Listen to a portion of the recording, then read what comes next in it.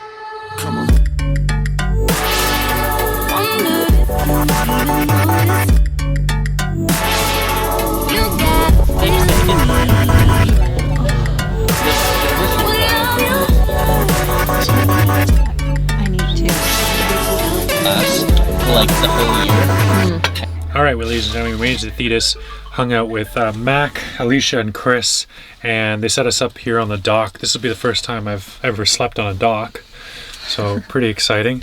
Honey's getting comfortable, sleeping here on the Showing dock. us some skin there, eh? You love it, huh? Big sweetheart. Anyways, so this is our sleeping arrangement as I went over on the last trip.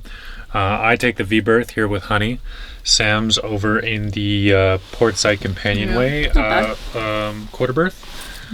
And so her legs stick down there and nice and cozy. And that's it. And we'll catch you guys tomorrow morning. We'll continue the episode. Go get a little bit more of those guys on film, hopefully. Because tonight it was just great conversation, great friends, and we kind of forgot to film and just had fun. Had some beers. Had some beers. Had to get some beers. All right, start tomorrow morning.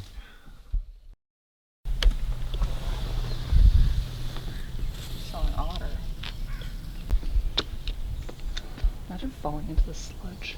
Good morning, Sam. Good morning. How was sleeping on a dock?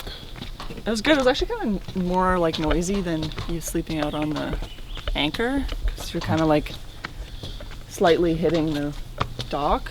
Yeah, it was totally calm last night, and yet we still were like, oh, this is weird. Still like a little, like a little. Yeah. I mean, other than that, it was really good. Yeah, and on top of that, the Sea Lark is a pretty small boat. Yeah, it wasn't that bad. My back's always a little like, what did you just do? I mean, that's probably from the hay. And the hay. Hauling hay.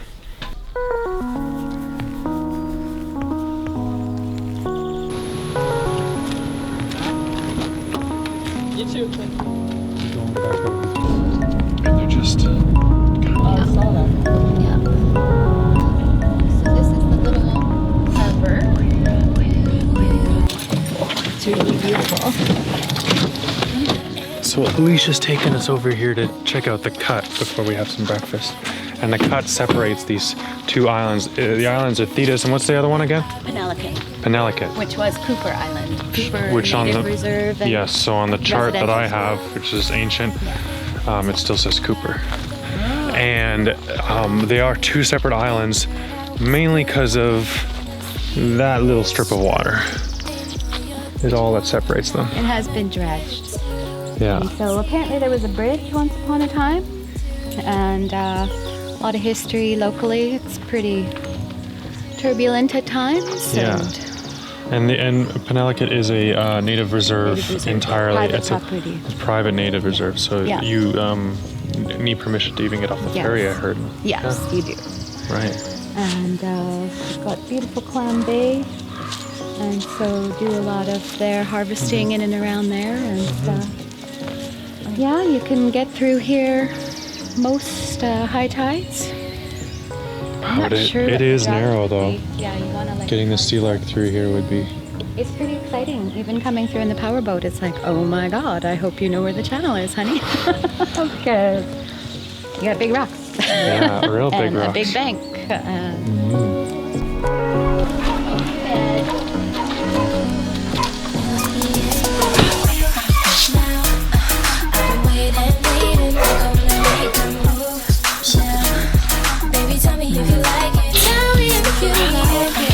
So we're coming here to Alicia and Chris's place, not only for delicious homemade breakfast and a nice hot shower, but also a haircut. So I'm finally, this wild thing of mine, been experimenting with growing the mustache out. I think I'm gonna keep the mustache long, and I'll just cut this, and even cut a little bit of this length off too. It finally has gotten too long, guys. I'm finally that much of a dirty hippie. It needs to go. What do you think, honey? Should I get a trim on the beard? Too much beard? What do you think? Look at this sudden shift, huh? I'm gonna start growing this mustache out a bit more, but oh, that's great. Thank you, Alicia. You're very welcome. Just a bit. All the beard over here, all the hair over here.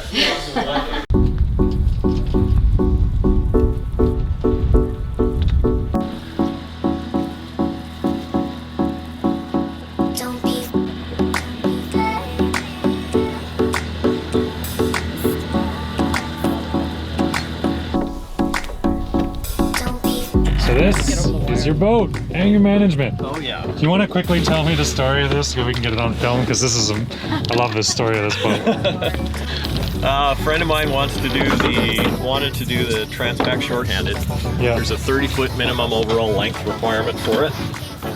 And he found this boat. It had been dropped from a crane in San Francisco.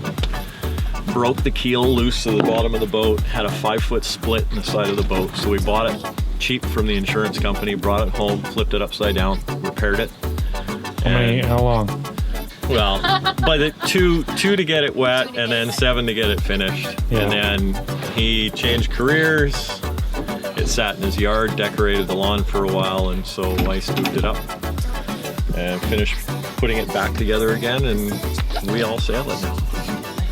And Your family makes up a racing team and you guys head out? this boat only needs 3 people to sail it because it's set up for shorthanded. There you go. So, and it's as solid as a rock. In many key ways, this boat is the opposite of mine. Not meant for human habitation, built for speed. So there's a lot of things in here that just you definitely won't see on mine, but it is quite the machine. Most things worth seeing are up here on deck, I guess, eh? I'm standing on the bottom of the hull, so it gives you an idea of how deep this boat is. Yeah. Yeah. So we got a nav station here, VHF radio, basically just a sail locker up front. Quick storage on the sides of the hull, and if you'd like some creaturely comforts, there's your berth, right there. And it's so designed for sailing that this berth actually can be angled via these ropes to deal with making sure you're level on attack. So that's something else. What a ridiculous boat this is. So that's what it looks like when it's all the way up. Okay. And you can swing it back and forth as needed. That's right. To set up your 20 degrees articulating either side of center, nice. so that you can fly the chute off center line if you need to. So you run it over to one side. That gives you more sail out into the wind, more speed.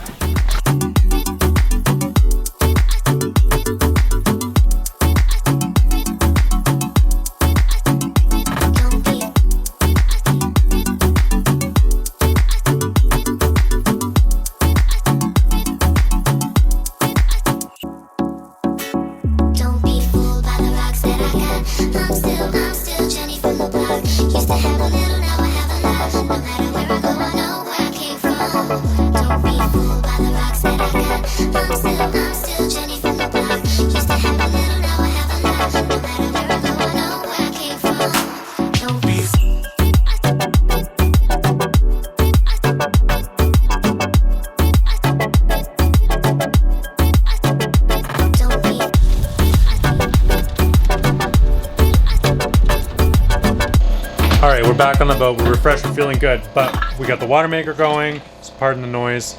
I gotta get that thing sound deadened. I think I'm gonna mount it on a piece of rubber or something. We're trying to figure out the stressing for the table. I've frantically illustrated this gentleman here, which you can hardly see, with hairy feet, to show that basically I'm gonna make a little A-frame, like a, you know, a perpendicular A-frame, and we're just calculating how many inches the average orangutan needs to get across this bench. I'm a pretty lanky slide, orangutan. okay, to slide it. Look how much your knees are sticking out. That's like 6 inches. I know, especially if it's like this. But no, if you're... Okay, so slide along. Slide. Shimmy. Shimmy, shimmy, yaw, shimmy, yay, shimmy, yay. Okay, so hold on. Give me a measuring tape. Put the pole here. And put the I mean, that whatever that's called. Yeah, okay, here. We'll use the, using and the... if you're putting your leveler, like it's gonna be like down here. Down there. Okay, so as it is right now, it's only like 2 inches off. Yeah, the So edge is can you gonna be get like past this. that? Yeah, if I just move my legs down. You Yeah, probably okay. can't. No, I probably can't. Eh? Okay, so what if it's right here? That's perfect. I feel like you could get under that easily. And that still looks like it would support. Because you wouldn't have your feet up here when you're shimmying along. You put them down here. Yeah, of to help course. you. Okay, yeah, so that's perfect. And what is that? I don't know. Square root of something. That's a level. No, but like, what would that be? What would that angle be? No, Like, what we would do that... is we measure the distance from the beam here to that tip, Yeah. perpendicular, and then the distance down this side, which we already knew to be 22 inches. So 22 inches squared plus whatever this distance is squared, and we find the square root of that, and that gives us the length of the ding-a-ling. I never thought I'd have to fucking use math again! Thank you, grade 9 math. All right, let's do this. 15 times 15, 713.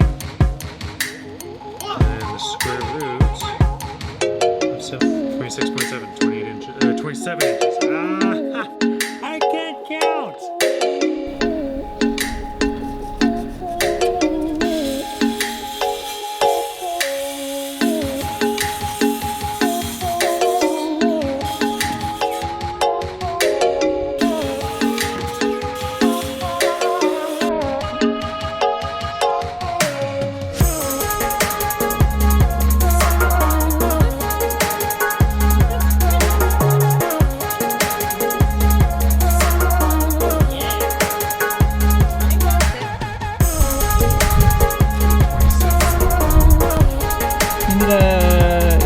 And 327, 330s, and 322.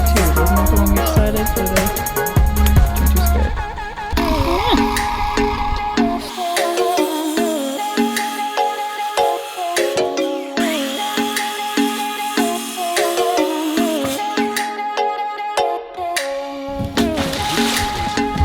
Whoopsie daisy. Got her nice and... Woo, that could have ended badly. Right in the boat. Oh, okay. Well, honey, it's yours. Go ahead.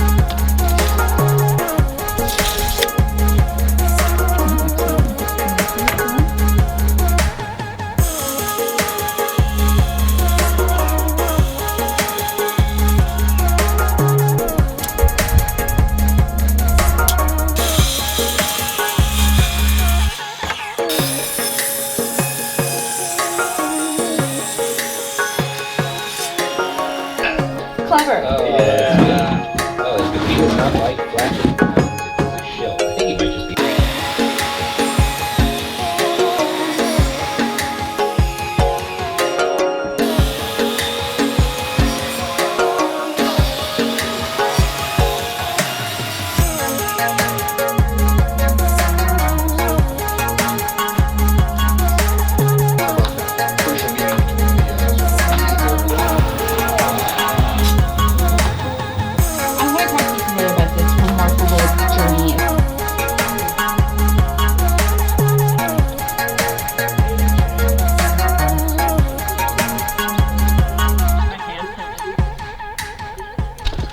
Alright, Sam's making pasta for dinner.